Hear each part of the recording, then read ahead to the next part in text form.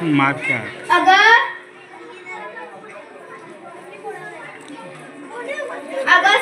अगं हिच्या जरा 4 बोट कापून टाका, घालतीस का?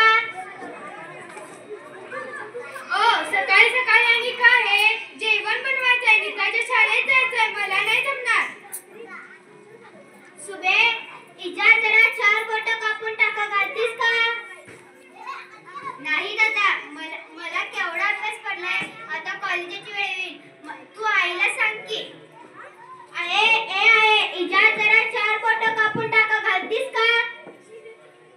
ठेव तिकडे तुझी इजार. इथं वैरण कापून कापून माझ्या हाताचं तुकडं पडल्यात. बंडू होऊन हिरमुसल्या चेहऱ्याने बंडू शेताकडे गेला.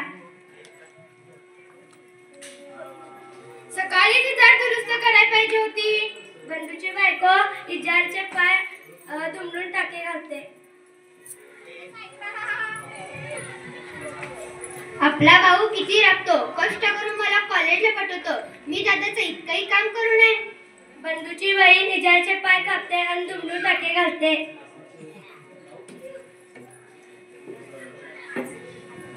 उगाच पोरावड एवढा राबतोय पोरगा. बंडूच्या आई इजारचे पाय कापते आणि दुमडून टाके घालते.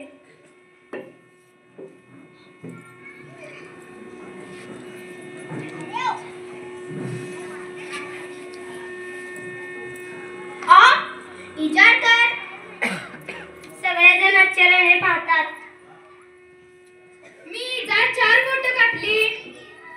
मी पण. अगं बया, मी पण इजार 4 बोट कापली. आणि मी पण. सगळे